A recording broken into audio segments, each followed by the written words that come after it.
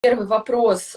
Какой голос все-таки можно считать здоровым? Вот смотрите, по международному стандарту здоровый голос считается, если голос чистый. Здоровый голос должен быть чистым. Это как? Вот у меня здоровый голос или нездоровый? Смотрите, голос должен быть без всяких дополнительных призвуков, как минимум. То есть он должен быть чистый, не сиплый, не хриплый. Поэтому если к вам там приходят или к нам и говорят, да, я с детства хриплю, это у меня такое от рождения. То есть это неправда. От рождения голос хриплым может быть только в силу каких-то патологических изменений. То же самое становиться сиплым или хриплым. Он тоже может только в силу патологических изменений. Природной охриплости, как принято считать, ее не бывает. Это все либо патологические проявления, либо особенности звукоизвлечения. Ну, мы знаем некоторых таких артистов, которые, например, специально вырабатывают в своем голосе некоторую хрипоту в большей или меньшей степени, и тем самым свой голос более узнаваемым, отличающимся от остальных. Вот. Но это все технические приемы, которые они используют для изменения своего голоса. Конечно, изменения голоса могут быть и другого. Голос может стать, например, тихим, голос может стать легко утомляемым. То есть человек чуть-чуть попоет, уже и усталость в шее, и усталость ему не хочется говорить, и общая даже иногда возникает усталость. Это тоже признак нездорового голоса. Но международный стандарт, первый стандарт, это то, что здоровый голос должен быть чистым. Поэтому слышим любую нечистоту в голосе, то мы будем считать этот голос нездоровым. И, соответственно, понять, да, то есть, как бы, наверное, предвосхищая, может быть, следующий вопрос, то есть, а как понять, голос здоровый? Но мы можем здесь проводить аналогии с любым другим органом. Вы же понимаете, когда у вас болит голова, а когда нет. И Да, конечно. болит сердце или не болит. То же самое с голосом. Мы функции в норме не... То есть мы же не устаем смотреть, мы не устаем слушать, мы не устаем говорить. По аналогии с другими органами происходит также и с голосом. То есть мы не должны физически ощущать никакого дискомфорта от использования этой функции, то есть голосовой. Поэтому если голос появляются, которых не было никогда раньше, голос поменял тембральные качества, голос поменял свои силовые качества, он изменил диапазон, как правило, сужается диапазон голоса.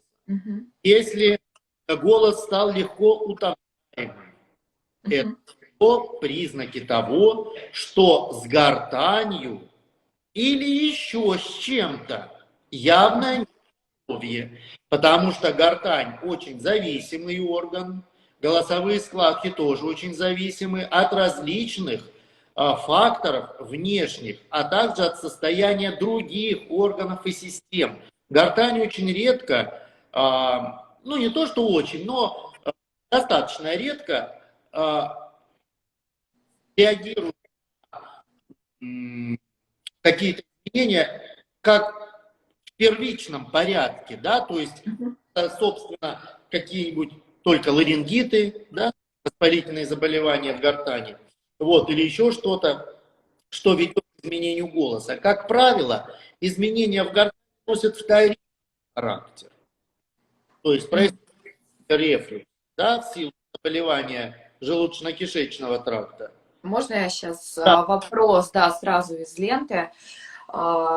Девушка спрашивает, у меня голос с утра как у мужика, сиплый, не курю, раньше работала учителем лет 15. Вот, это как раз-таки я заговорил о рефлюксе, когда идет заброс кислого желудочного содержимого в гортань, заброс идет на голосовые складки. И как раз-таки на ночь поела, легла, в течение ночи активно рефлюкс начинает активизироваться, потому что за 4 часа до сна нельзя есть.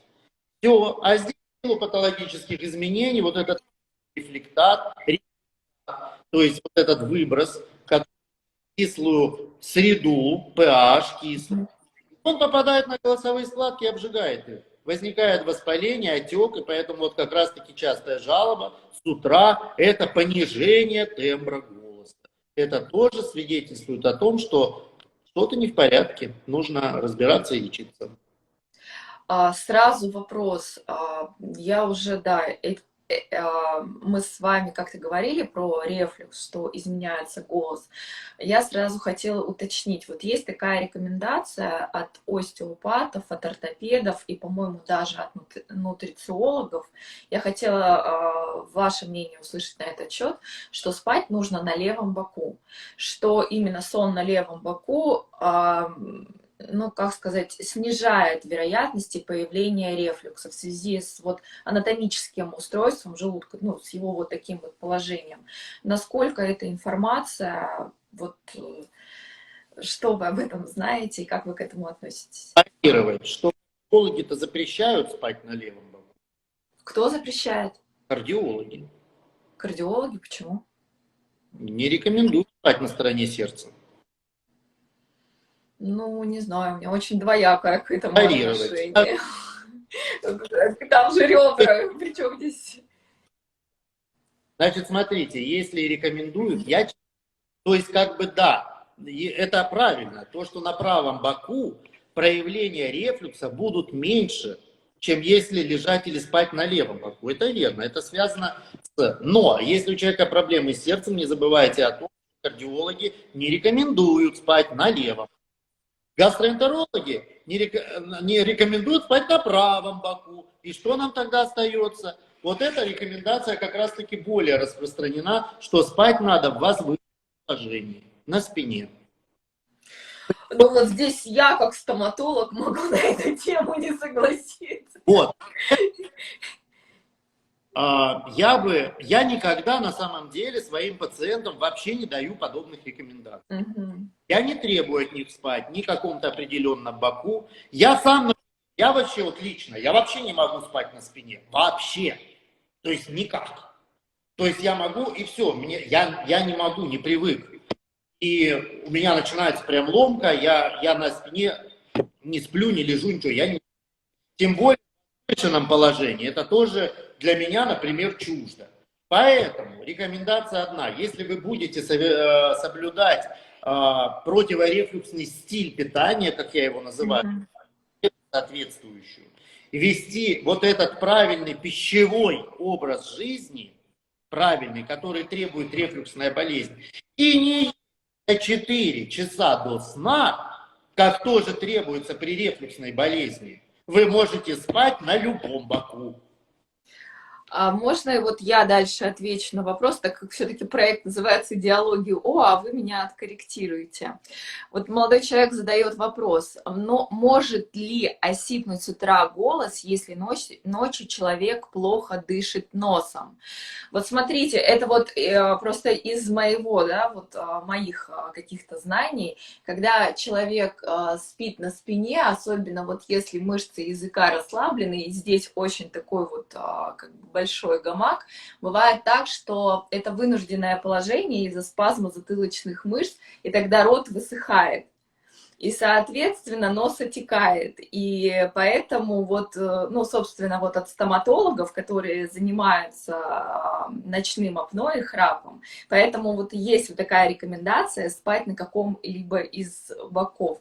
Поправьте меня, пожалуйста, если что-то. С вами абсолютно согласен. Здесь действительно, если уже мы перейдем к проблеме именно храпа, апноэ, то действительно рекомендация спать на боку. И если вопрос, в частности, о недышащем носе, это совершенно правильный вопрос. Недышащий нос, особенно ночью, может провоцировать дыхание через рот. А это совершенно антифизиологичный тип дыхания. Он, естественно, пересыпает слизистые. Он может вызывать катар дыхательных путей, как верхних, так и передних, то есть уже переходить, и мы будем в итоге действительно при недышащем носе получить осиплость. А катар это что такое? Вот переведите для всех, кто нас смотрит и слушает. Воспаление слизистой оболочки. Ну, как бы катар, покраснение, да? Ну, то есть воспаление, будем так называть. Ну, то есть и горло, и полость рта, и носа. Угу. Хорошо. Если плохо дышит нос, часто подсаживаются на капли, развивается вот эта зависимость, называется медикаментозный ринит. И сами капли тоже очень сильно пересаживают слизистую, так как сужают сосуды. И поэтому это передается и на нос, и на глотку, и тоже, конечно, пагубно влияет вообще и на сосуды головы. Поэтому если есть сейчас среди слушателей люди, зависимые от капель, длительно пользующиеся сосудосуживающими каплями, обязательно обратите на это внимание, придите как минимум к нам, как максимум еще к каким-то отоларингологов, и мы будем снимать вас с капель. Кстати, вот такой вопрос по поводу увлажнения и вот этой сухости, которая возникает. Вот эти леденцы, ну, помните, мы с вами обсуждали эту тему, леденцы, спреи. Ну вот я сейчас начала вот активно ими пользоваться, потому что когда я говорю, все равно горло пересыхает. Вот, кстати, говорение длительное, оно действительно вот настолько усиливает сухость и потерю голоса. Нужно вот дополнительные вот эти средства увлажняющие использовать. Это более имеет более ощутимое воздействие на слизистую, чем пение. То есть вот, ну, вот так. То есть потому что при разговоре мы используем не столь, например, хорошую технику опоры звука, опоры еще какие-то нюансы. Но именно длительный разговор действительно способен пересушивать слизистую, нежели даже пение. Тем более, что мы можем разговаривать часами, да, какие-то проводить семинары, мастер-классы, а человек поющий все-таки часами не поет. То есть он поет, отдыхает или поет какие-то свои отдельные элементы, отдельные куски произведения. Вот, то есть все равно вот такой вокализации многочасовой, бесперерывной, как правило, наблюдаем. А вот речь, она может достаточно длительно идти, много часов действительно, и поэтому, конечно, она будет более пагубное воздействие оказывать. И здесь, да, быть какие-то постилки увлажняющие слизистую, или все-таки спреи на основе физиологического хлора, то есть это 0,9% натрий хлор. Я сейчас, и даже не провоцируйте меня, например, на какие-то специальные названия, потому что у нас же это мы с вами его инициаторы, и никто нам его не проплачивает, да, мы здесь не рекламируем. Поэтому скажу так, что даже если взять обычный физраствор, купить в банке, который там стоит 5 рублей, вот, можно его в бутылочку, в какой-то распылитель, брызгать в нос, брызгать в горло, и вы уже получите прекрасный увлажняющий эффект без покупки всяких рекламированных, дорогущих спреев, которые продаются в аптеке и которые на самом деле ничем не отличаются от того же физиологического раствора. Я на самом деле и не планировала говорить какие-то названия, но почему я как стоматолог, да, ну, вот эту тему поднимаю, потому что увлажнение полости рта, оно же влияет еще на инфекцию полости рта, на возможность эмали восстанавливаться, и получается, если вот мы используем определенные вот эти леденцы, вот этот сам процесс сосания леденцов длительный, он просто приводит к выжиманию, ну, к работе слюнных желез. Ну вот как бы, тут мы брызнули, ну, физраствором, и как бы все. Я это говорю для того, чтобы люди просто знали, что такие средства сейчас появились, что как бы их состояние это не приговор. То есть при комбинации лечения у лоров, стоматологов и просто имея грамотные рекомендации, дополнительные средства, они могут свои проблемы, ну, как бы, может быть, не решить полностью, но уменьшить последствия, да, то есть возможность заболеть там или потерять голос, вот о чем я. Нет, вы абсолютно правы. И механическое, то же самое, там, как меня учили в свое время тоже в музыкальном училище, когда я учился. Например, перед выступлением брать малюсенький кусочек лимона, да, и рассасывать. Мгм. Тоже же, вот кислота, она способствует активной выработке секрета слюнными железами, с железами секреции, которые на слизистой, да, и тем самым достигается естественным путем увлажнения слизи. Но, вы знаете, влажность – это достаточно такая вроде и простая, но очень актуальная тема. И для того, Да. чтобы потому что вы абсолютно правильно заметили, у вас от сухости возникают ваши специфические проблемы, а у Да. нас проблемы в дыхательных путях и в работе голосовых складок. Поэтому на самом деле влажность, подобающая влажность слизистых – это очень важный момент и гигиенический, и профилактический. И чтобы соблюдать нормальную влажность, нужно начать с элементарного. Это с оптимизации своего водного баланса. То есть не надо забывать, что сначала надо соблюсти элементарные пищевые какие-то правила, потому что приходят пациенты и говорят, я вообще не пью воду. Я не люблю и я не пью. Я говорю, а вы должны 2 литра выпивать в день, а если Да. голосоречевой профессии, да, то есть используете голос, считается, что нужно 2,5 дней. Где-то до 19 часов равномерно вы должны весь этот объем употребить. Поэтому я призываю пить не менее, всех, кто нас слушает сейчас, не менее 2 литров в день. Вот. У кого уж совсем с этим проблемы, хотя бы 1,5 литра. Притом, чаем злоупотреблять не, потому что чай содержит танин, это вещество, которое будет дубить и сушить слизистую ротоглотки. Об А этом, кофе? ну, кофе не сушит, но кофе может вызывать повышение секреции и усугубление того же рефлюкса. Поэтому Мгм. здесь может появиться противопоказание по рефлюксу, но даже с рефлюксом, как бы уж всего человека лишать, я разрешаю таким, знаешь, своим широким жестом, ладно, только с утра 1 раз разрешаю вам пить кофе, чтобы не было обидно за уж совсем бесцельно прожитые годы. А Вот. люди идут дальше. А какао? Ну, я думаю, что если вникать в каждый из напитков, мы останемся до следующего утра, потому что очень много Да, напитков. главное, что сейчас запоминаем, что давайте Да. в нужном количестве, хотя бы минимум 1,5–2 литра в день, и следить за этим оптимально.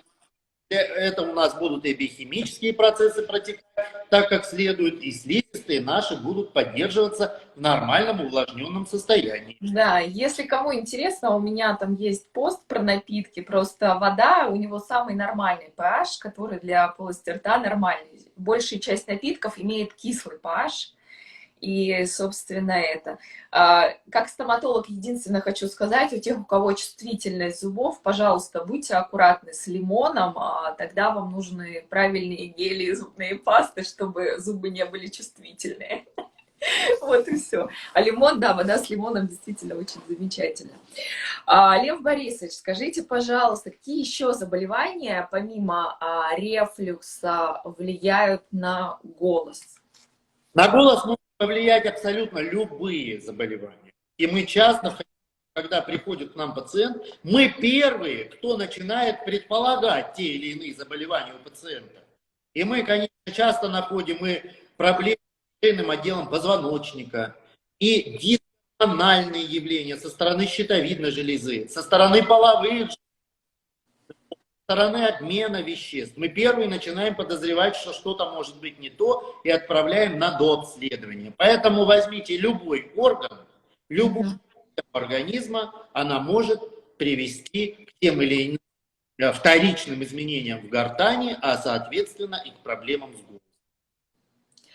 А вот физиологические изменения, нормальные физиологические изменения, я слышала от своих знакомых солистов, они говорят, что женщин-солистов, они говорят, что нельзя петь во время критических дней. Ну, это совершенно верно. Это и есть вот тот физиологические изменения, с которыми женщины сталкиваются ежемесячно.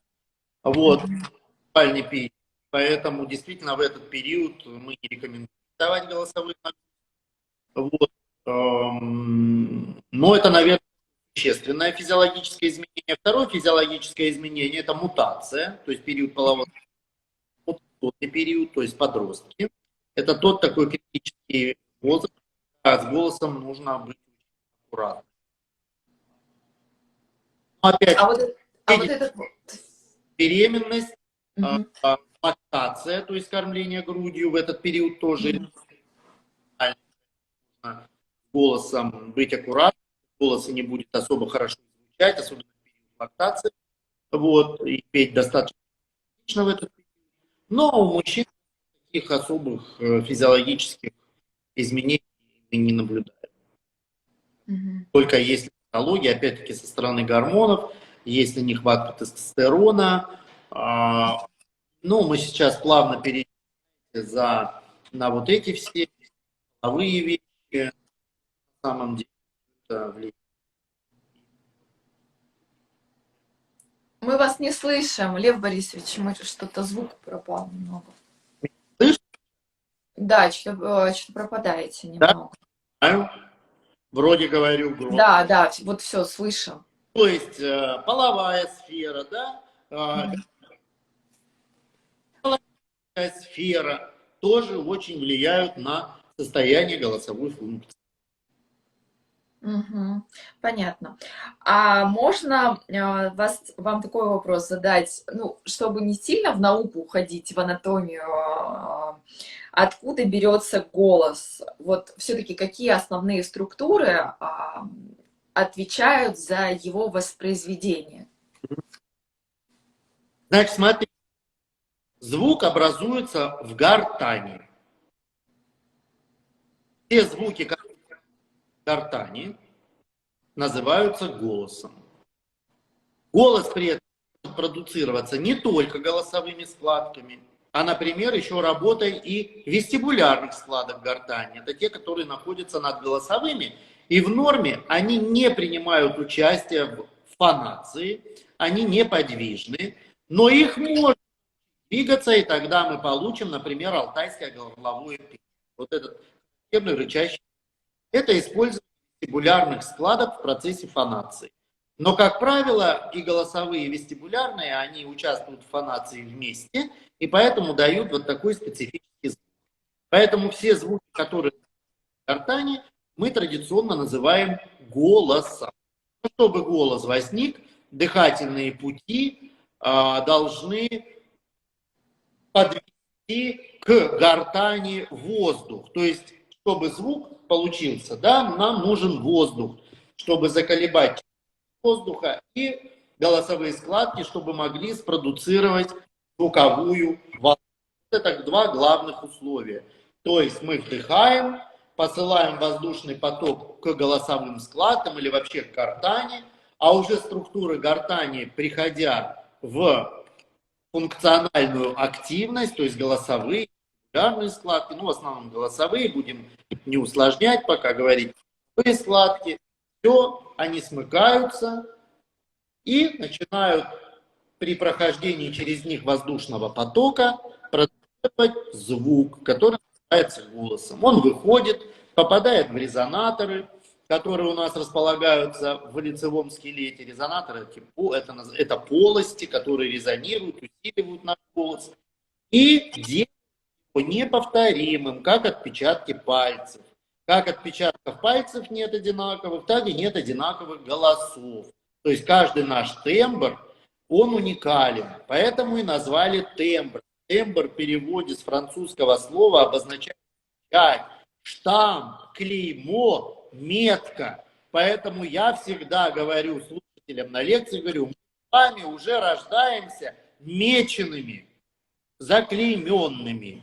И метка – это наш голос, который мы повторим, и мы можем друг друга по голосу различать. Вот если... А вот этот вот тембр голоса, это вот как раз девушка спрашивает, красивый тембр голоса от чего зависит? Вы знаете, понятие некрасивое, оно очень относительно. Это уже вопросы психоакустики. Вот мы сейчас только с вами разговариваем, нас, и кто-то думает, боже мой, какой же у него противный голос. Понимаете? А кто-то слушала и слушала. То есть понятие красивый, некрасивый, оно очень индивидуально и очень относительно. Нет критериев, что такое красивый, а что такое некрасивый. Есть акустические параметры голоса, и он индивидуально неповторим. И для каждого слушающего этот голос, нервная система будет воспринимать строго индивидуально, по-своему. И кому-то он будет казаться прекрасным, а кому-то будет казаться ужасным. И вам вот тому пример, шоу, в котором я участвую, «Ну-ка все вместе», где сидит на 100 экспертов, и вы знаете, 90 экспертов вскакивают, а 10 сидят и говорят, а понравилось. А вот чего-то не хватило, чего не хватило. Вот это чистой воды психоакустика. Когда вот в 90 экспертов это зашло, а в 10 не зашло. Или даже в одного, но не зашло. Вот что такое. Нет понятия красивый, некрасивый. Все это зависит от нашей индивидуальной анатомии, от наших резонаторов. А если вы хотите улучшить, конечно, улучшить качество голоса можно. Как? За счет постановки голоса, за счет работы над резонансом, над дыханием. Я же могу сидеть, ну как бы, вот так с вами разговаривать. Надо. Над речью, над дикцией, над своим дыханием, над резонатором работать, понимаете? Я акцентом говорить могу, и с говором поговорить у вас. Понимаете, вот я бы вышел такое чудовище в этом и рассказывал. Вы понимаете, вот этот голос берется с дыханием. А я могу сидеть и разговаривать с вами совершенно иначе. На опоре дыхательной, звуковой, без всякого говора, без скорого ускорения и так далее, и так далее. Вот эти все качества нужно нарабатывать, можно нарабатывать. Над ними можно работать профессионально. И тогда ваш голос приобретет иные акустические качества. А как говорить правильно, чтобы голос меньше уставал и... К вопросу постановки голоса. Это прежде всего дыхание и использование резонаторов. Если я буду увеличивать громкость только за счет вот этого ора на гортани, естественно, порчу. Но я же могу разговаривать и за счет резонаторов. В Хабаровске, вот вам пример сразу, да? У меня вот в сентябре был большой дальневосточный тур. В Хабаровске огромный зал, огромный. Сидело 180 человек, представляете? 100. И я вышел, там меня представляли за трибуной, в микрофон говорит кто-то там, кто-то меня представлял, какой-то проректор, вот, микрофон, а ему с задних рядов, громче говорите, говорите в микрофон. Он хоть в микрофон, хоть без микрофона, все равно его никто не услышал. Я вышел,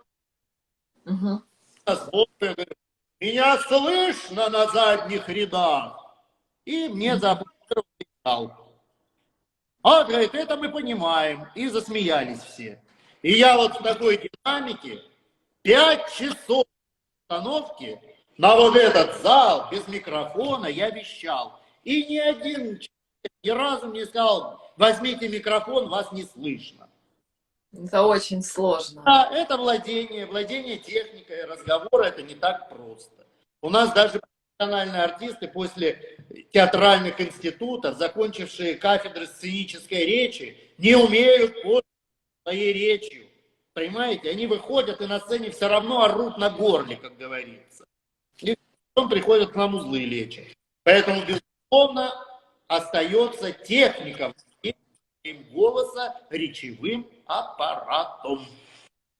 То есть речевой аппарат — это вообще, ну вот судя по тому, что вы говорите, это еще и диафрагма, и легкие.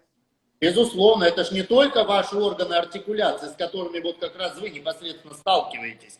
То есть это губы, зубы, то есть полость рта, язык, губы, да, артикуляция. Это больше относится вот к вашей области знаний, да? Мгм. Но чтобы была, да, дикция, это артикуляционные вещи. Дикцию нужно разрабатывать отдельно.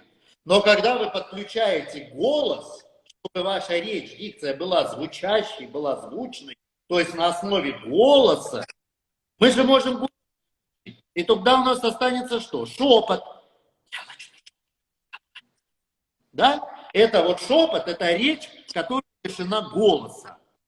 А если голос, то здесь, конечно, важно дыхание, хорошее, на опоре, и с резонацией хорошей. И мы получаем красивую, звучную речь. Мгм. Я сейчас слышала такую информацию, вот тоже собираюсь более подробно это прозондировать. Оказывается, человек вообще зубы начинаются со стоп. И мне сказали, что даже от стопы зависит голос. Вот я чуть более позже этим займусь, зондированием этого вопроса. Что вы на эту тему скажете? Я могу сказать, Осанка. что любой период, вот нога неровная, да, одна короче, другая не осанки. Это все приводит к перераспределению мышечного тонуса, Мгм. к асимметрии мышечного тонуса. И это действительно идет от ног в спину, в шею. А если Да. в шею, это сразу пришло на гортань.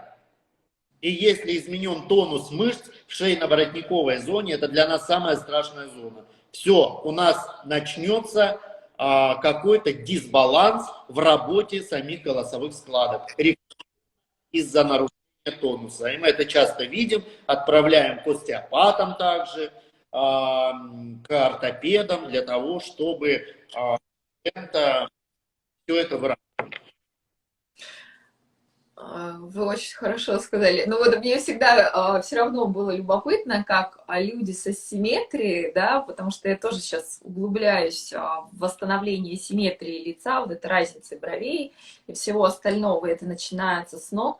Но есть же абсолютно точно звезды, у которых есть проблемы с зубами, у которых есть проблемы с ну, я не знаю, с чем это все-таки, с языком или не с языком, когда у них вот выражен второй подбородок, сильно выражен, но у них там, может быть, у кого-то там большие животы, но при этом у них классные голоса.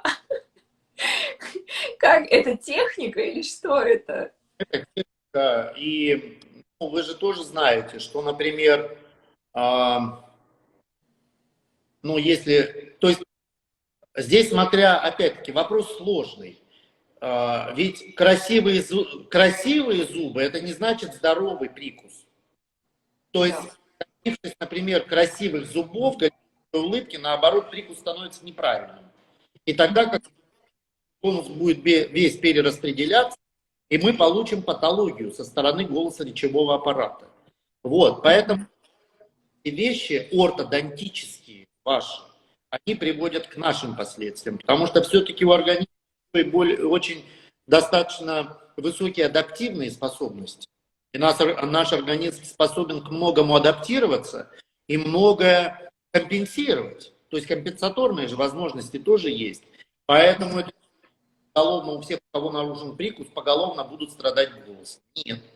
Но, безусловно, это влияет.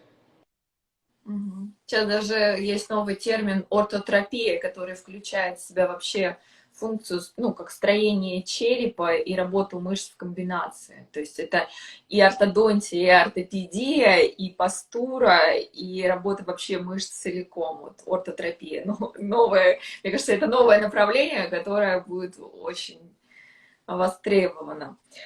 Вот давайте вернемся к нашим вопросам. Вот все-таки какие еще вредные привычки влияют на голос, потому что очень много вопросов вокруг кальяна, А вокруг вот этих вот всяких табачных, я не знаю, как они называются, но я вижу, что все с этими трубочками ходят. Табачных, А? табачных изделий. Да, ну да, то есть сигареты, вот это вот без огня, вот этот дым без огня, вот как оно влияет на голос. Но вы знаете, все время все задают эти вопросы, все прекрасно понимают, что это вредно, и тот же кайф, Мгм. и те же вейпы, и все прочее. Но Мгм. где-то, чтобы найти себе оправдание, что это, Мгм. что это на самом деле менее вредно, люди в надежде задают этот вопрос. А все-таки не вредно? Нет. Ну, мы сами этот вопрос задаем и сами прекрасно на него знаем ответ. Прекрасно знаем, что все это вредно, и тот же кальян, и там полно смол, и никотин тот же, и так далее. Вейпы вредны тем, что там химию мы курим, и все эти пары держат тоже добавки, которые хуже, чем в самом сигаретном дыме, и ничуть они не заменяют, ничуть они не ослабляют это вредное воздействие. Я здесь как раз-таки пользуюсь, сейчас вас призываю подписываться на мой инстаграм, да, Лев Рудин, где как раз у нас ранее, и мы сейчас будем их повторять, были по всем вот этим пунктам публикации. И курение, и вейпы, и электронные сигареты, и кальяны. Мы все рассказывали в наших публикациях. Вот. Поэтому есть руководство по голососбережению, в конце концов, мое, да, которое многие знают, 500 страниц книга, руководство по голососбережению. Так вот там тоже большая глава по курению есть, где все это рассказано, и не только про это. Поэтому действительно вредные привычки. Вредные привычки не только связаны с курением и с употреблением алкоголя. Да, Мгм. но вредная привычка связана. Там человек попел где-нибудь в караоке, лекцию почитал часа два, то, что да, я потом в часе холодной воды выпил. Это тоже вредная привычка. И не понимаю, холодную воду после голосовой нагрузки пить ни в коем случае, сразу разовьется ларингит. Сразу.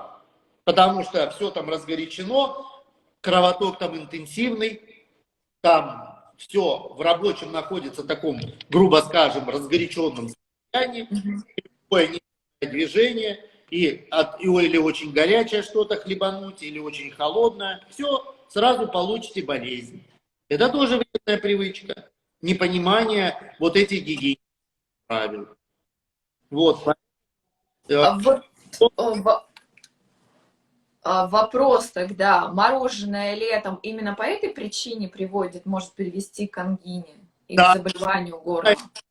у меня тоже где написано, самое время пить холодные напитки в жаркую погоду. То же самое, что если вы зимой выйдете на улицу и будете пить чай, тоже, Это... потому что идет очень большой перепад внешней и внутренней температуры. И когда идет, почему мы видим всплеск ангины летом, а не зимой? Потому что летом везде кондиционеры работают, зашли в прохладное помещение, Мгм. на горячий, как бы, вот лето какое, да, жаркое, выскочили в жару, что-нибудь хлебанули, ангина. Главное не допустить вот этих перепадов температур, поэтому летом нужно пить просто комнатной температуры. А зимой, вот как раз таки, если вы будете есть мороженое, Мгм. и риск почти нет. Очень интересно. Да, Спасибо большое. знаете, вот на самом деле, парадоксально, но факт. Потому что нет перепада температуры. Мгм. Холодным воздухом дышите. Если вы еще поедите мороженое, ничего с вами не будет.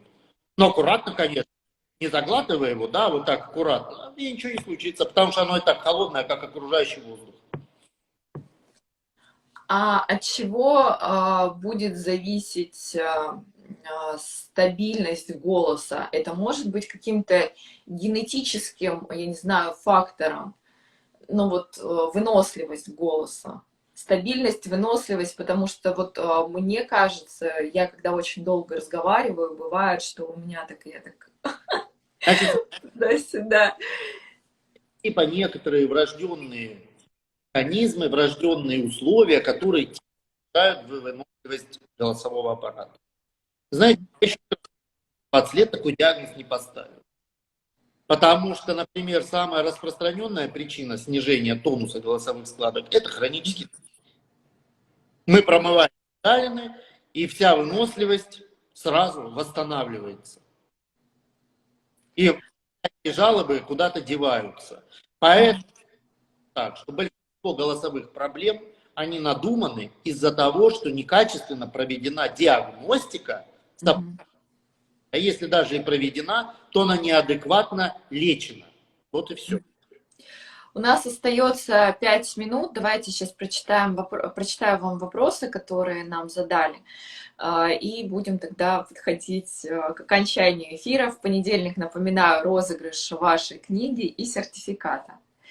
Вот. Поэтому, кто еще не поучаствовал, поучаствуйте, пожалуйста, до розыгрыша. Удаление миндалин вредит голосу? Нет. Доказано еще в 1956 году. Дальше. Так, ну тут благодарности вам за хорошие, за потрясающие ответы. Так. У безногих нет голоса тогда? Ну, это, наверное, не совсем корректный вопрос, потому что речь, наверное, больше идет к симметрии тела, а не... При чем тут это? Ну, как-то да. Функция голосовая никуда не девается, органы-то никуда не делись. Голосовая функция, ее не станет, если гортань удалят, а не ноги отрежут. Угу. А импланты, это ведь не свои зубы, уже вся природа изменена. Ну, имплантаты не свои зубы, Нет. но они все равно держат высоту и выполняют функцию как выживания. На голос, мне кажется, это тоже никак не влияет. Мы же не конфигурацию меняем и не прикус, поэтому нет, не влияет здесь. Супер интересная беседа, благодарю. Маэстро, вы лучший, как профтелеведущая, всегда нахожу. И следую вашим рекомендациям, благодарю вас. А острая пища вредна? Безусловно. Безусловно. Она раздражает зачастую. Опять-таки, есть более внимательно относиться люди, которые используют голос профессионально, то есть имеют голосовые нагрузки. Вот. Но злоупотребление острой пищей вообще не совсем физиологично, вообще не только для голоса. Будет страдать, не забывайте об этом, будет страдать желудок. Вот. И там в тех странах, где злоупотребляют острой пищей, например, Индия, где очень высокий процент заболеваемости желудочно-кишечного тракта. И поэтому советую быть с этим аккуратным. Можно где-то что-то себе позволить, но не на постоянно. Понятно, что мы все люди, и нам остренького иногда, и солененького, и кисленького. Вот. Поэтому насиловать, главное, себя никогда не надо, и относиться ко всему оптимально. Оптимально. Я всегда за оптимальность, да, за разумную оптимальность. Какой-то глупый, никому не нужный фанатизм. Если вы впадете в фанатизм здорового образа жизни, поверьте, ничего от этого хорошего не будет, и никакого здорового образа жизни у вас не получится, потому что у вас начнутся психологические проблемы, потом начнутся психосоматические расстройства, понимаете, с поносами, с болями в животе, с осиплостью, и в конечном итоге вы будете потом месяцами лечиться по больницам. Вот к чему такой здоровый образ жизни приведет. Во всем должна быть разумность. Норма, да. Адекватность, я бы сказала. Ни в каких вопросах, понимаете, ни в пищевых, ни в поведенческих. Ко всему нужно относиться очень спокойно, критично, взвешенно и толерантно. И тогда всем будет счастье. Еще один вопрос. А просто чистой водой полоскать чаще рот, это полезно или бесполезно? Полоскать не надо, потому что обычная вода, она может вызывать сухость. Вот попробуйте водой закапать в нос. Вам приятно будет? Неприятно, потому что у вас начнется такой определенный болевой дискомфорт. Только физиологический раствор. Вот физиологическим раствором, пожалуйста. Поэтому я никогда не рекомендую, например, за сценой держать чистую воду. Она на самом деле сначала увлажняет, но потом может привести к небольшой сухости. Поэтому Мгм. чуть-чуть капнуть туда лимона, чтобы она была чуть-чуть раздражающей, просто капельку.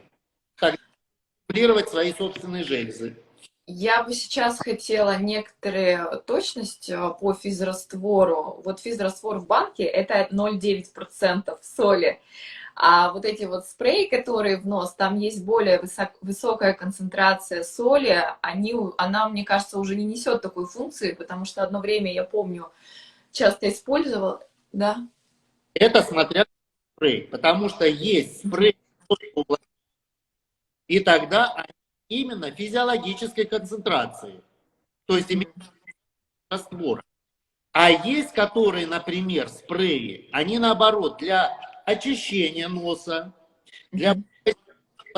горла, и тогда у них концентрация гипертонического раствора. Мгм. То есть они с большей концентрацией соли. И эти вещи не нужно.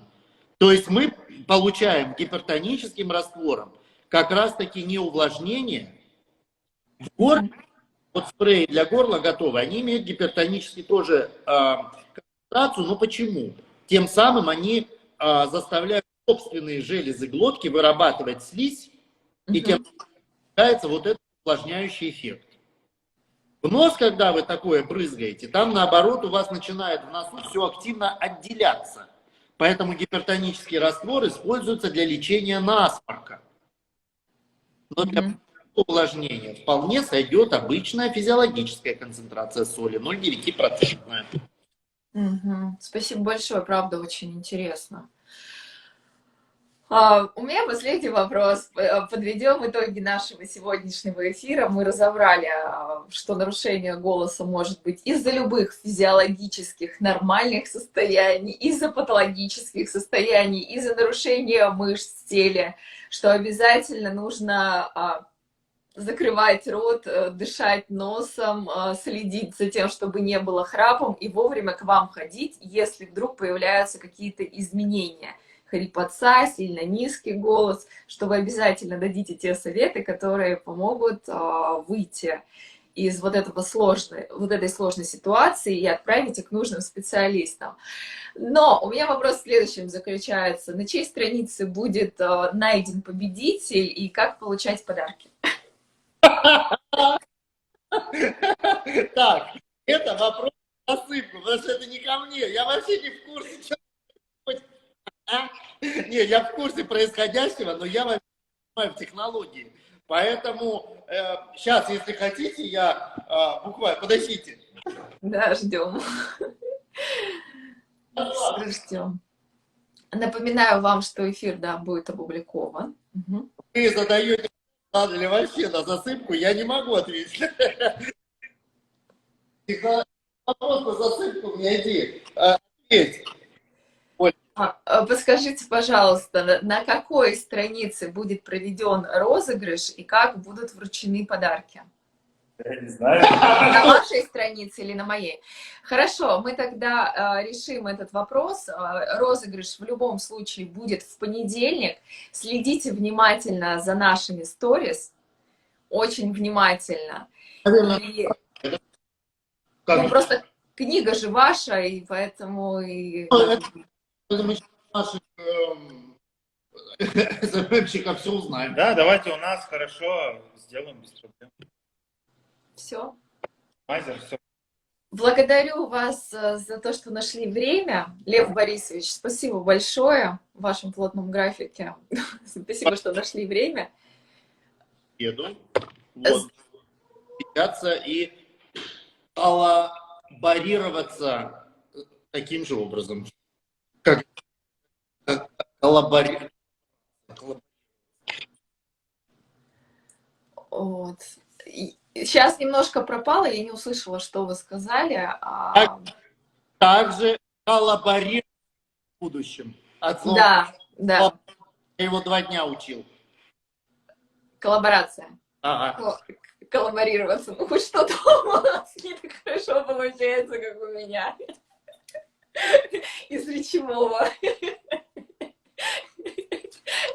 Вот. Для улучшения дикции. Вместо оговорки. Хорошо. Приходите ко мне на прием, может быть, я вам тоже что-то интересное расскажу. В общем, всего доброго. Еще раз с праздником. Следите за сторизами. Там будет вся информация. В понедельник, до понедельника. Всем пока-пока. Я вам желаю всем крепкого здоровья и удачи во всем. До свидания.